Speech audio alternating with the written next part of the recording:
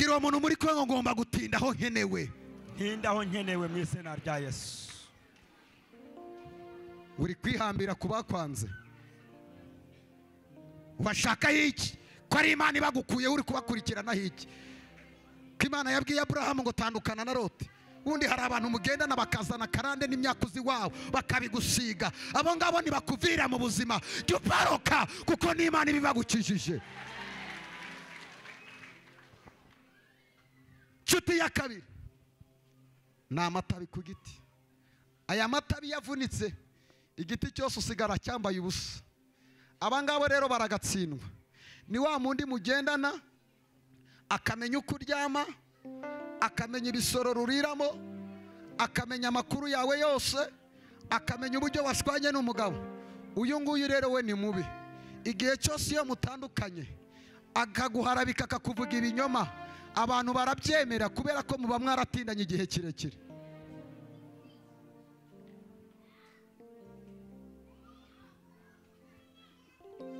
Mu kintu nizi ngira umuntu muri kwe ngo uzavugwe n'abandi ariko ntukavugwe n'abarokore. Abarokore baravuga bagashiramo n'ibirungu n'isukari na mayoneze.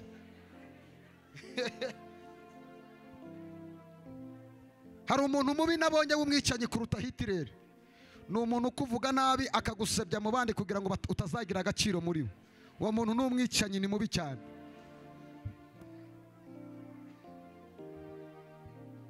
Hari abantu batatu keneye kubana nabo uyu mugoroba.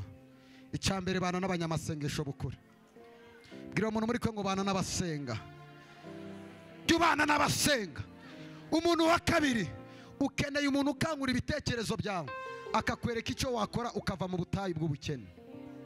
Barizo umuntu muri kwe ngo ugendana n'abandi nabo musohokana cyangwa nabakugira inama y'uburyo wava muri ubwo buzima. Iyo wabonye ibihumbi 10 barakubwira atalo bataka benzi kwa runaka karahiri. Abo ngabo ntabwo ari inshuti. Abo ni inyatsi bareke. Warangiza ngo mana ngo mfite inyatsi. Ubundi reka mbabwire ikintu mutarasobanukirwa. Inyatsi ziri ubwoko bubiri. Igihe cyose ufashe amafaranga ukayakoresha nabi, uwo si umudayimoni w'inyatsi, ni umudayimoni wo kujira nabi. Warangiza ugasenga ngo mfite iki? Inyatsi. Bwira umuntu muri ko ngo jya umenya kujira neza. Wowe ugiye mu mujyi ufite ibihumbi 50, wari ugiye kugurira imyenda y'abana warangiza ukaba wiguriye bazi. Ngo abana ngo warangiza ngo mfite inyatsi. Si inyatsi, ni wowe wajeze nabi. Inyatsi ya kabiri ni abantu tugendana nabo. Yabona ufite amafaranga akakuguza ukarara udasinziriye, kabura yamuhaye. Nyatsi ya gatatu ni y'abarozi baroga ibintu byose ukoze. Kandi iyo nyatsi yo yaje izana n'umudayimoni wo kuvunikira ubusa. Hari abantu bari hano bakora barara badasinziriye bagahiga inoti bikanga kubera ko bafite umudayimoni w'inyatsi. Bwira umuntu muri Kongo Imana igukureho umudayimoni w'inyatsi. Imana igukureho umudayimoni w'inyatsi mu izina ry'Imana. Ariko uyu mugoroba numva ngiye gusenga. Ndetse numwa Robeshite Sagare uzi gusenga Imana ntabwo azagira ubwo Tele Edenezo azafashwa no gusenga. Reka mabwire uyu mugoroba ngiye guhanura ibintu bikomeye ku buzima bwawe. Imana yiteguye kugukura muri icyo kibazo uhagazemo. Haba byiteguye tuzamurira Imana amaboko. Imana yiteguye kugukura muri icyo kibazo. Iryo shuri uri kunyuramo Imana iri kuguhishurira indyarya muri kumwe. Tugiye gusenga muri uyu mugoroba. Ninjire mu mwanya wo guhanura. Hanyuma mbere yuko ninjira mu mwanya wo guhanura, hari abantu bari hano babaswe n'umwuka w'icyaha, baragerageza ngo babireke bikanga. Amasengesho yose twasenga tutabonye abihana tuba tumeze nk'abavunikira ubusa. Bwana Yesu asifiwe. amasengesho yose twasenga tutabonye abantu bakizwa, uyu munsi tuba twameze nk'abari muri relax, ntabwo tuba twaje gusenga. Reka mbabwire, ndi umuhanuzi w'Imana pe, ariko ikintu Imana yantumye kuri wowe ni ukugira ngo ubanze ukizwe nindangira ninjire mu mwuka wo kuguhanurira. Hari umuntu uri hano muri uyu mugoroba wafata icyemezo n'umwanzuro akavuga ngo ndashaka gukizwa, akavuga ngo hari imbaraga nabagamo ndashaka kuzisohokamo, azamura ikiganza kadukomera Imana amashyi menshi. Hallelujah. Asante mama, egera hino, tambuka rata. Abantu bashaka gukizwa begere hino, hagarara aho ngaho murirebe hano.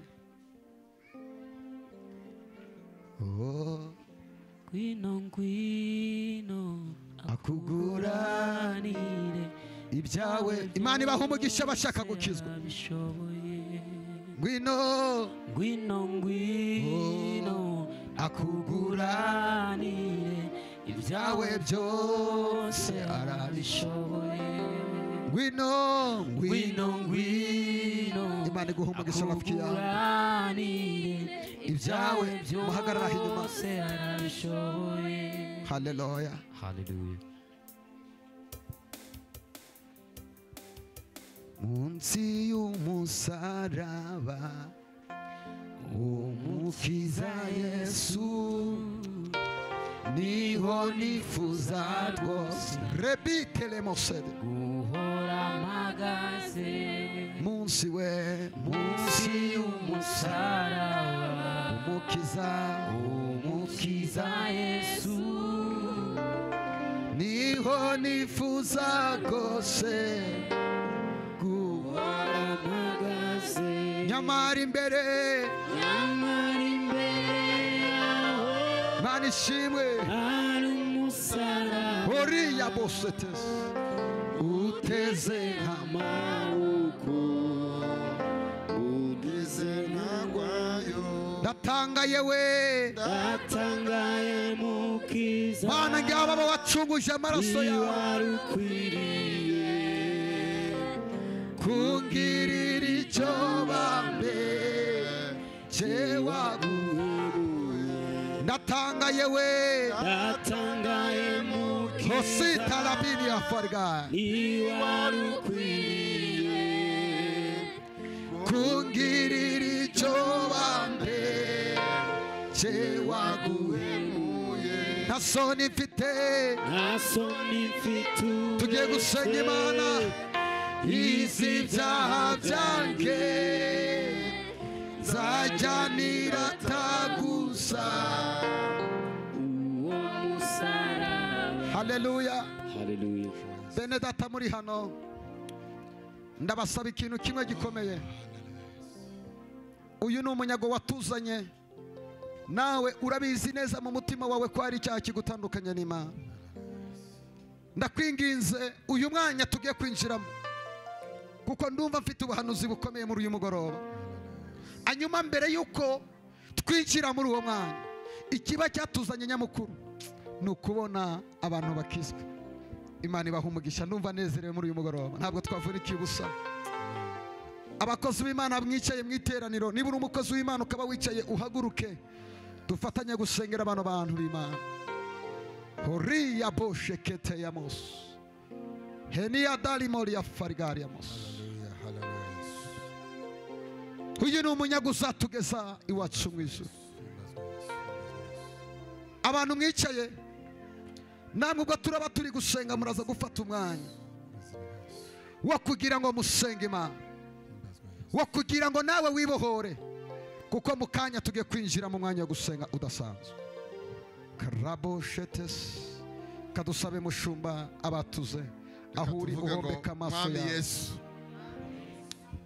nje imbere yawe ndi umunyabyaha,